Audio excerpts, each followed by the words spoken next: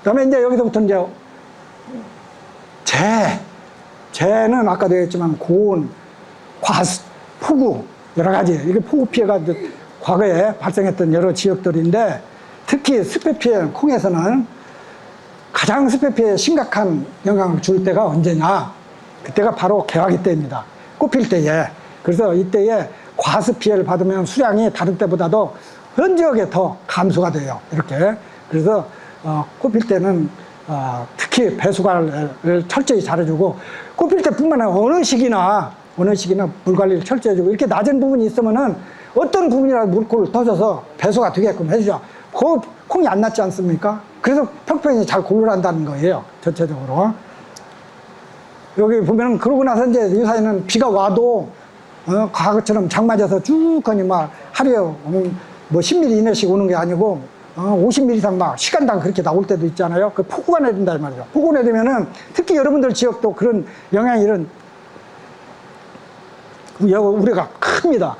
특히 이렇게 비가 막 한꺼번에 폭우가 내려버리면 위에 있는 흙이 막 몰려가지고 토사가 밑으로 막 아랫눈으로 다 이렇게 번져버려가지고 콩이 이렇게 전부 다 쓰러져가지고 이렇게 이런 때는 가급적이면은 이 콩을 갖다가 이렇게 세우려고 하지 말고 그냥 놔두세요. 그냥 대신 쓰레기 같은 거, 암금 같은 거 이런 것들은 걷어내고 그냥 놔둬야 되지. 이걸 갖다가 이렇게 세운다고 발로 밟고 이렇게 세우면은 실락같이 하나라도 뿌리에 땅에 걸치고 있는 것들이 다 딸락 떨어져 나와 버려요. 그러면 죽어버려요. 그 콩들은.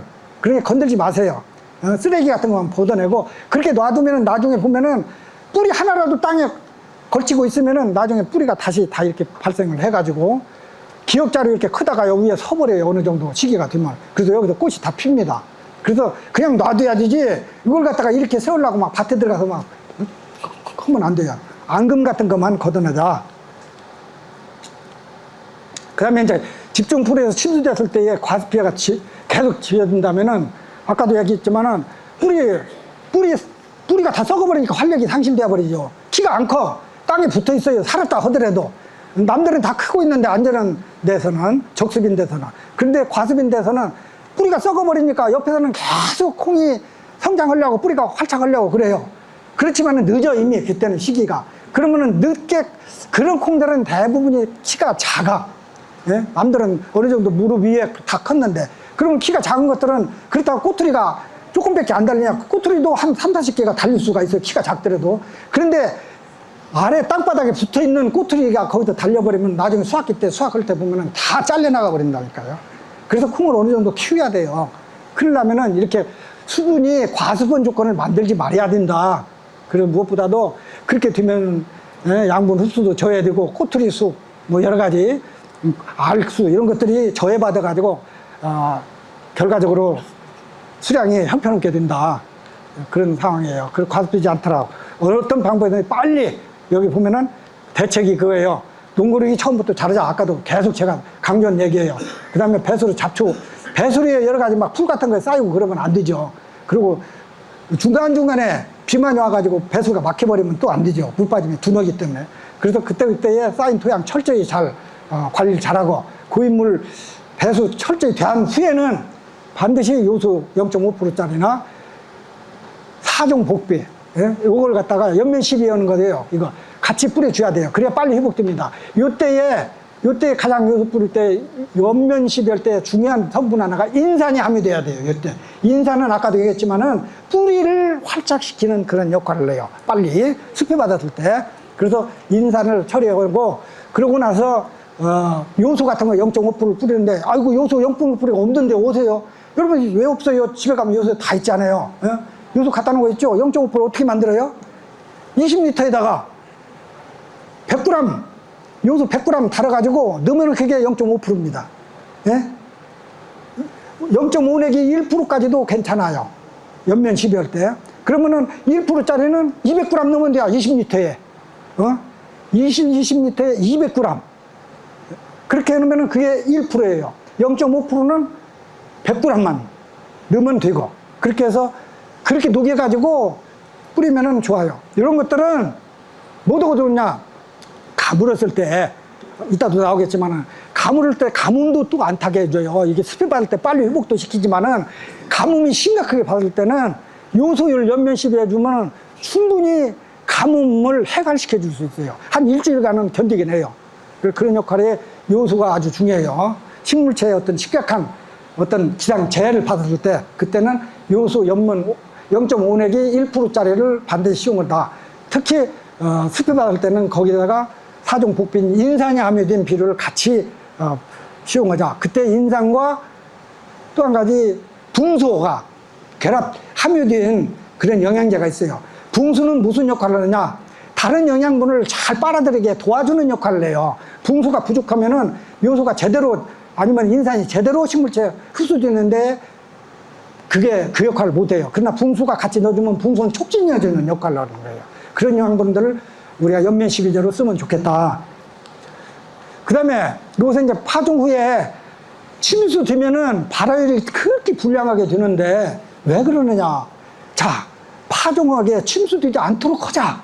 그런데 내가 파종은 날짜를 딱 정했다. 예를 들어서 6월 15일 날 딱 파종을 날짜를 정했는데 그냥 아무 일기예보 예상 이것도 안 들어보고 그냥 파종을 덜렁 해놓고 보니까 그 다음날 비가 한 100mm 정도 와버렸어요. 그러면 헌일한 거죠. 발화율이 뚝 떨어져 버려요. 50%도 안 돼버린단 말이죠.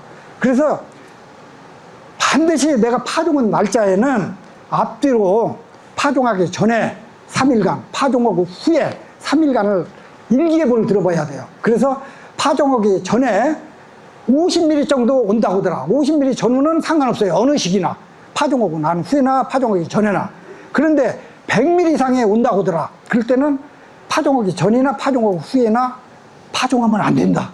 즉 파종하기 전날 3일 전은 괜찮아요. 또 3일 후는 파종하고 3일 후에는 또 괜찮아.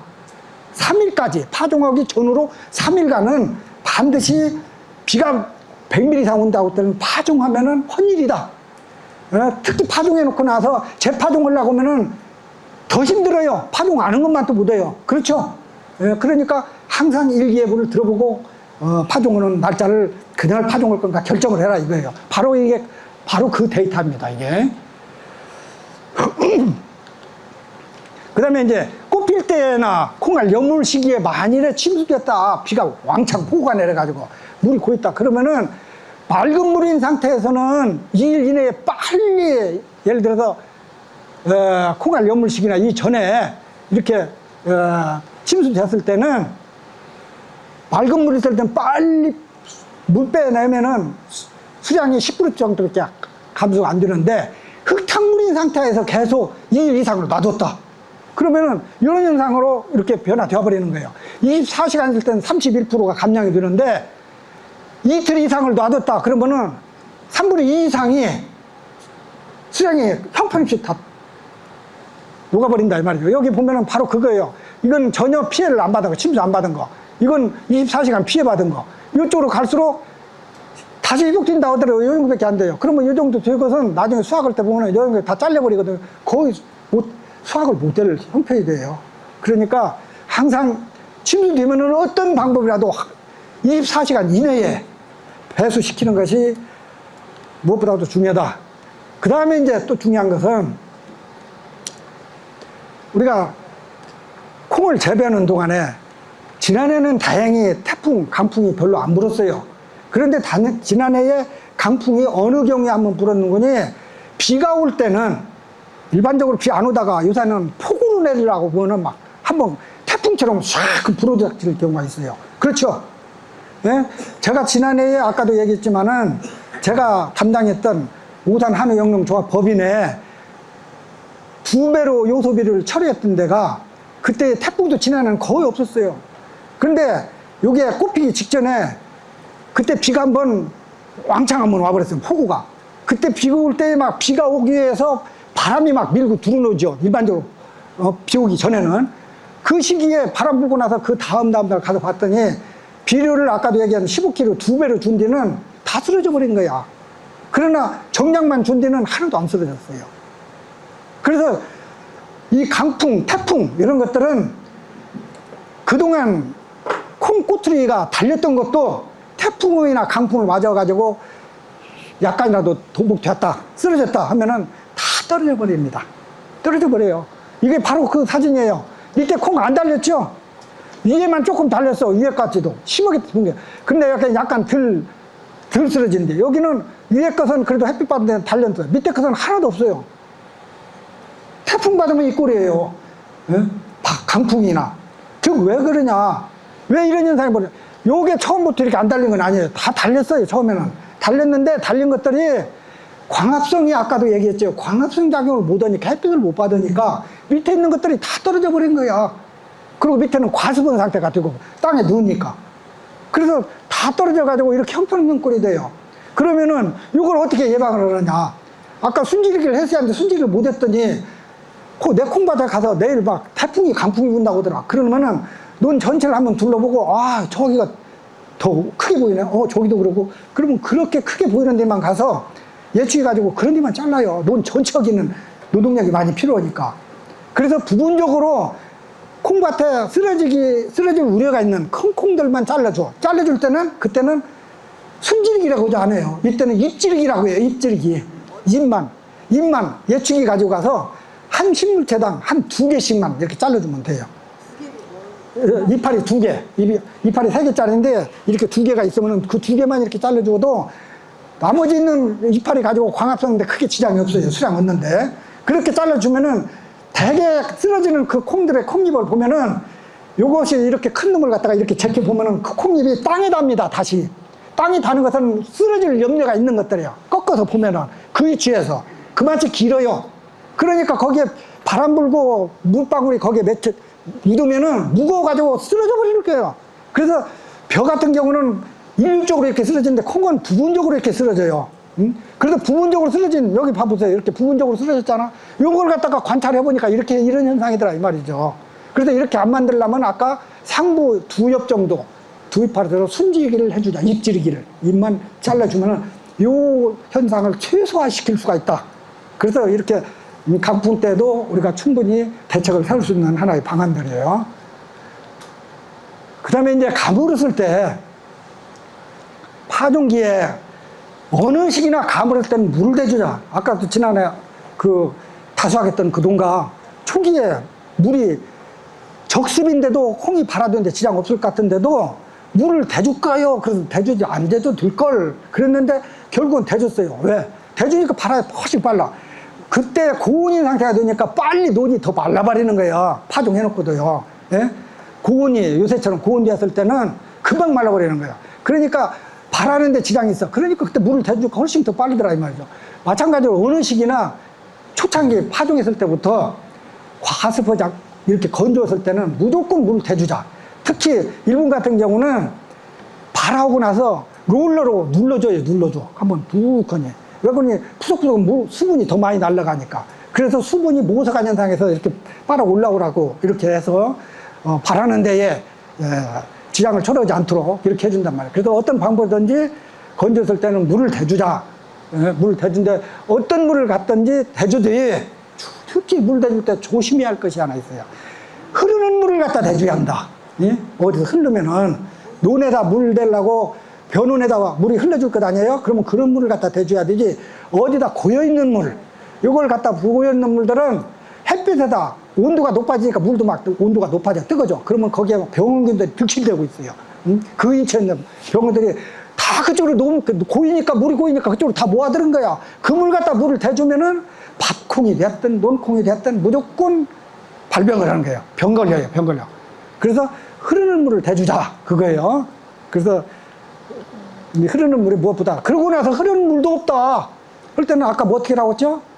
요소 연면 시비를 해주자. 약 1% 정도 요소 연면 시비를 해주면은 한 일주일간은 충분히 버틸 수가 있어요.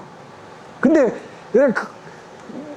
약간 관수해주고, 이 표준비라는 거는 비료가, 요소가 더 들어간 것은 충분히 억제가 가능하다는 거예요. 그 가뭄을 막을 수가 있다는 거예요. 그래서 연면 시비도 해주고, 여기는 질소 시험에 충분히 가물었을 때 이렇게 해주는 것이 바람직한 하나의 방법을 여러분들, 약간 여기도 보면은 이렇게 물을 대줬다가 특히 초기부터 후기까지 물을 대줬는데 이 물을 어디서 막 겨우 간신히 끓이다가 흐르는 물 끓이다가 대줬어. 대주고 나서 아까워서 물을 못 빼. 그래서 한 이틀이고 대줄 때도 막 콩 두덕까지 대준 거예요. 고랑만 된 것이 아니고 두덕까지 대주고 그것을 아까워서 못 뺀단 말이에요. 내가 어떻게 해서 얼마나 힘들어서 빼서 거기다 뭉겼는데 이 물을 왜 빼? 그냥 방치해버리면은 이틀 이상 방치해버리면 다시 병원균이 득실되는 뿌리 썩은 병으로 다 죽어가 버립니다. 예? 그래서 물을 고랑만 대고 아무리 아깝지만은 반드시 빼줘야 돼요. 예? 물을 댔을 때는 반드시 빼주자. 고랑만 적셔주면은 이미 콩 두덕까지 그 과수분 상태는 아니지만 적수분 상태로 유지된 거거든요. 그래야만이 제대로 발화가 된다든가 아니면 다른 병이 발생하지 않고 뿌리 썩은 병이 발병을 충분히 막아줄 수 있는 그러한 효과가 나타날 수가 있다. 자, 그래서 보면은 콩 생육 후기에 가뭄 피해가 훨씬 더 크다. 지금 뭔 말이냐? 콩이 거의 다 익어갈 무렵에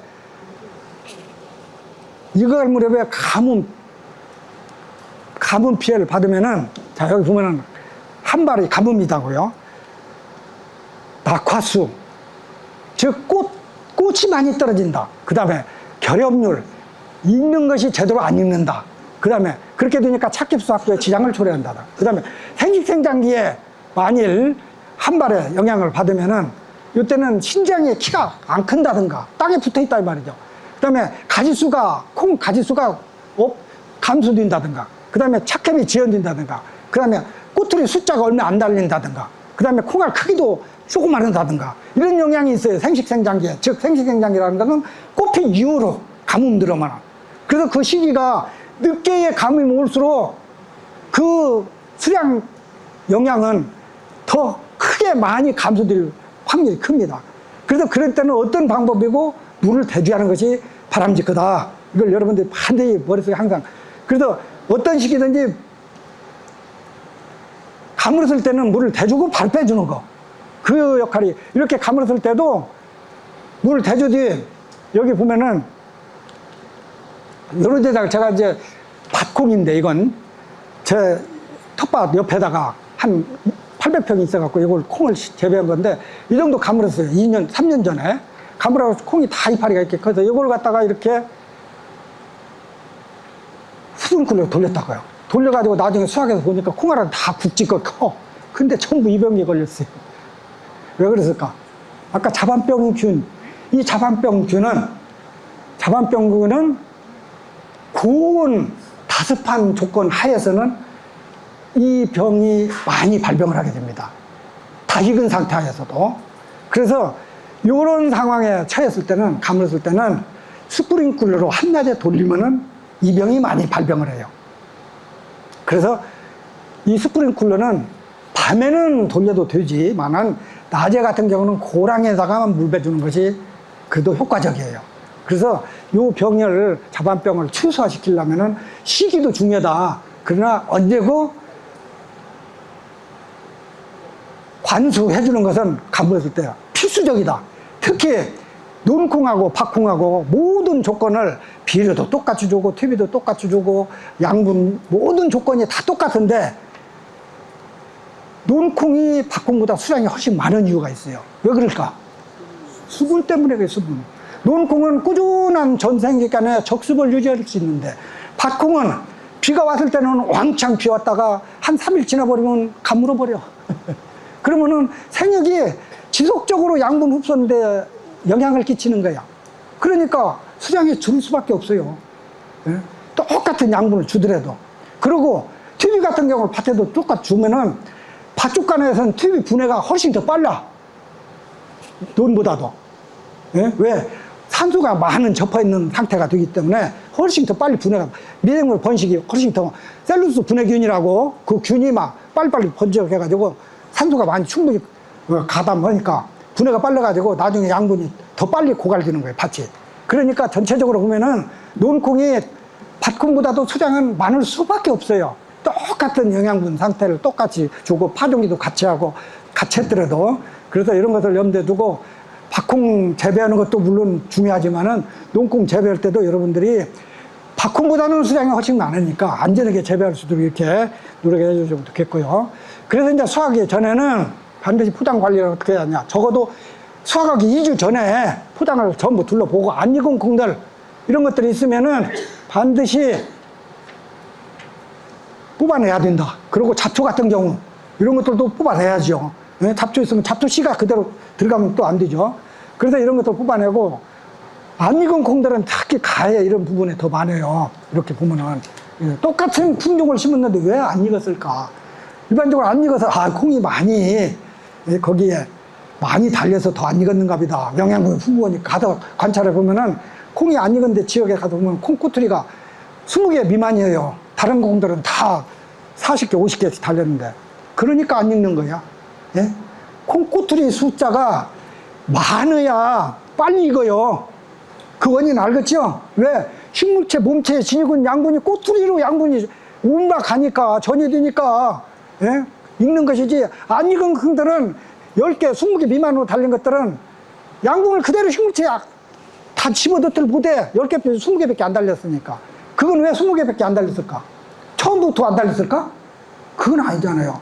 아까 얘기했지만 노린재, 방제 소홀이었기 때문에 그런 거예요. 노른재 갉아먹고 다 꼬투리가 다 떨어져 버리고 일부는 태풍 피해로도 꼬투리 떨어졌다든가 양분 고갈로 떨어졌다든가 그러면 안 익어요. 예? 꼬투리가 얼마 안 달리면 안 익는다니까요. 많이 달린 것은 물론 많이 달려가 또 안 익은 것은 비료가 또 너무나 많아서도 안 익을 수도 있어요. 그리고 늦게까지 비료를 늦게 이렇게 주면 또 늦게까지 안 익을 수도 있어요. 그러나 그런 조건이 아닌 한은 꼬투리가 적게 달렸는데도 안 익은 것들은 아까 노린재 피해, 이 가해 쪽이 이렇게 새파라는 게 노린재 피해가 가해 쪽이 더 받은 거예요. 그러니까 안 익는 거다. 그래서 노린재 피해 같은 경우는 특히 꽃핀 이후로는 방제를 노린재 같은 게 초기에 발생할 때부터 한 3번 정도, 4번 정도는 꾸준히 방제해 주는 것이 생산성을 높이는데 기여하지 않을까 이렇게 생각돼요. 그러고 나서 이제 수확할 때에 여러분들 수확 포장에 그냥 맡겨둬 버리더라고. 일반적으로 알아서 수확해 주시고 그러는데 일반적으로 수확할 때는 어떤 손실을 취소하려면 꼬투리가 안 터지는 품종, 꼬투리가 최고 잘 터지는 품종이 어떤 품종이에요? 여러분들 재배한 것 중에 서리태 재배들 다 하신다고 그랬잖아. 서리태보다 잘 떨어지는 건 없어요. 서리태는 우리가 토종 재래종이란 말이야. 서리태는 왜 서리태라고 그래요? 서리 올 때 수확하니까 서리태죠. 그런데 늦게 수확하면은 이 한두 개씩 터지기 시작할 때 그때 수확해야지. 그 시기를 그냥 한 달 이상 방치해버리면 반절밖에 수확을 못 합니다. 예? 안 익은 것들만 수확하는 거야. 나중에 조그마한 알들만. 다 익은 것들은 다 터져버려요, 서리태는. 그래서 서리태, 특히 재배 마녀 농가들은 초기 꼬투리가 한두 개 익어갈 때 좀 덜 익었더라도 그때 수확하는 게 바람직해요. 그래서 꼬투리가 터지지 않는 것들이 바람직하고, 그래야 생산성을 최소화시킬 수, 손실을, 콩 수확 손실을 최소화할 수 있다. 그리고 이제 아까도 얘기했지만 여러 가지 자연재해적인 거, 키가 작은 것들, 그것은 가물었을 때나 스프레이 받았을 때 무조건 키가 안 커요. 가물어도 안 크고. 그러니까 키가, 지난해도 가물 많이 탄 농가들은 키가 작아요. 전부 다. 전체적으로 작은 농가가 있어요. 그래서 나중에 우리가 돌아다니면 물 관리 소홀히 없구만. 가물 붙을 때 고랑이나 물 안 줬다는 거 다 우리는 수학기 때 가보면 다 알 수가 있어요. 그게. 전체적으로 똑같이 일률적으로 선풍콩은 어느 정도 큰 것들이 무릎 이상 가는 것들이에요. 그런데 그것이 무릎 이하로 키가 작은 것들은 평상시에 지난해 가뭄 많이 들어가지고 고온 상태가 오래 지속되니까 물을 한 번도 안 대준 농가예요. 그게 설창 지역에 어느 지역에 가다 보니까 그런 지역이 있더라고요. 그래서 그런 때는 충분히 관수를 해줘서 성장하는데 지장이 없도록, 그래야 수확할 때도 손실량을 최소화할 수가 있다. 그리고 키가 작은 것들은 어쩔 수 없이 키가 작은 것들은 수확하는 그 기계를 밑에다 땅에다 바짝 대고 회전 속도를 서서히 회전을 가야 돼요. 막 빨리 해버리면 업자들한테 그 수확하는 그분들한테 맡겨버리면은 빨리 수확해야 그분들은 자기 그 이익이, 그러나 농가에는 손해가 크죠. 그래서 그런 때는 좀 권장을 하세요. 좀 천천히 좀 수확해달라. 키가 작은 것들은. 그래야 손실량을 취소할 수가 있고, 약간 키가 작지 않도록 이런 품종을 선정하는 것도 아주 중요하고 이런 것들 지켜주시고, 그 다음에 이제 언제 수확하냐? 수확은 아까도 얘기했지만 성숙기. 모든 콩들은 제각기의 품종마다의 성숙기가 다 정해졌다고 그랬죠. 그게 성숙기가, 여러분들 아까 품종을 제가 쭉 말씀드리고 거기에 성숙기가 언제다, 몇 월 며칠 날 며칠 날 이렇게 다 얘기해 줬을 거예요.